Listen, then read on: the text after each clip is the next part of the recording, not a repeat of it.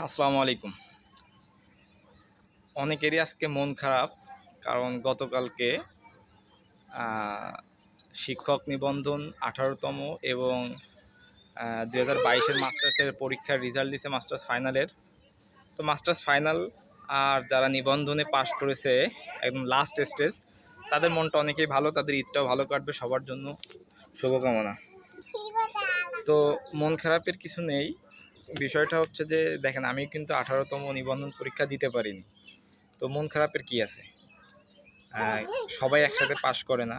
আপনারা পড়াশোনা করেন, মানে আপনাদের হাতে সময় আছে, যাদের বয়স 30-31 সময় আছে অনেক। সো মন খারাপ না করে আপনারা চেষ্টা করেন। আমি প্রিলি পরীক্ষায় দিতে পারিনি, তখন মন খারাপ হয়েছিল। সো মন খারাপের কিছু নাই। আমি ইনশাল্লাহ এবার চেষ্টা করব। আমার সাথে আপনারাও চেষ্টা করবেন। আমি ধরেন ঢাকা শহরে উত্তরের মতো একটা নাম করা জায়গায় একটা স্কুলের টিচার। আমি আলহামদুলিল্লাহ খুশি। স্কুলের সুযোগ সুবিধা সবই আমি এখানে পাই। তারপরেও সবার একটা পছন্দ থাকে। আমারও শিক্ষকতা পছন্দের একটা পেশা।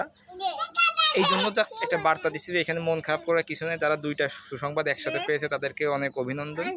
আর যারা পরীক্ষা দিতে পারেননি বা পরীক্ষা দিবেন, তাদের জন্য শুভকামনা। আপনারা চেষ্টা করেন, ইনশাল্লাহ ভালো কিছু হবে। সো মন খারাপ করেন না।